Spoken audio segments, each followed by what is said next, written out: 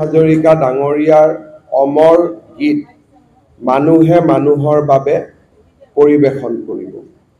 অৰ্থাৎ আজিৰ দিনটোত প্ৰায় 2 লাখৰো অধিক শিল্পী, কলা কুশলী আৰু ৰাইজে অসমৰ বিভিন্ন স্থানত বৰাক, ব্ৰহ্মপুত্ৰ, পাহাৰীয়া জিলা তিনিওখন সকলোতে মানুহে মানুহৰ বাবে গীতটি মানৱ শৃংখলৰ জৰিয়তে পৰিৱেশন কৰিব।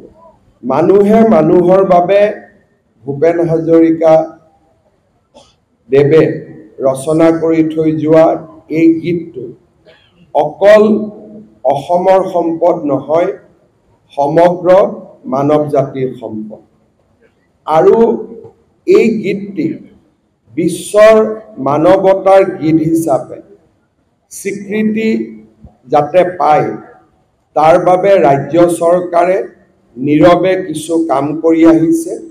আমি ৰাষ্ট্ৰসংঘক অনুৰোধ জনাবলৈ সিদ্ধান্ত লৈছোঁ যে মানুহে মানুহৰ বাবে গানটো সমগ্ৰ বিশ্বৰ মানৱ সমাজৰ গীত হিচাপে স্বীকৃতি দিব লাগে। এই দিশত ৰাজ্য চৰকাৰে কিছু কাম ইতিমধ্যে আগবঢ়াইছে। ইয়াৰ এটা বিশাল প্ৰতিমূৰ্তি নিৰ্মাণ কৰিবলৈ সিদ্ধান্ত লৈছোঁ।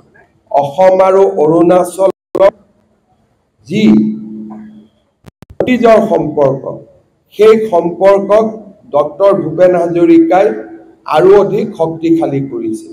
সেইকাৰণে এই প্ৰতিমূৰ্তি আমি ধলা শদিয়া দলং বা ডক্টৰ ভূপেন হাজৰিকা সেতুৰ 0 পইণ্টত স্থাপন কৰিবলৈ সিদ্ধান্ত লৈছোঁ। ইতিমধ্যে লোক নিৰ্মাণ বিভাগে এই প্ৰস্তুতি পূৰ্ণ কৰিছে আৰু এই প্ৰতিমূৰ্তি 100 ফুটৰো অধিক ডাঙৰ হ'ব আৰু এই প্ৰতিমূৰ্তিয়ে সমগ্ৰ অসম আৰু অৰুণাচলৰ ৰাইজক ডক্টৰ ভূপেন হাজৰিকাৰ বিষয়ে সদায় এক প্ৰেৰণাৰ প্ৰতীক হৈ যাতে থাকে, তাৰ বাবে ই সমন্বয় আৰু প্ৰেৰণাৰ প্ৰতীক হোৱাৰ ক্ষেত্ৰত আমাক সহায় কৰিব। কলিকতা, দিল্লী, মুম্বাই আৰু আহমেদাবাদত আমি ডক্টৰ ভূপেন হাজৰিকাৰ স্মৃতিত আমি এনেকুৱা একোটা বিশাল অনুষ্ঠানৰ আয়োজন কৰিম। দিল্লীৰ ভাৰত মণ্ডপত আমি ভূপেন হাজৰিকা জন্ম শতবাৰ্ষিকীৰ সামৰণি অনুষ্ঠান আমি পালন কৰিম। বিহুৰ গোটেইকেইটা নিশাৰ ভিতৰত এটা নিশা আমি ডক্টৰ ভূপেন হাজৰিকাৰ নামত যাতে প্ৰত্যেকখন বিহু সমিতিয়ে পালন কৰে তাৰ বাবে আমি একোটা সুকীয়া ব্যৱস্থা গ্ৰহণ কৰিছোঁ।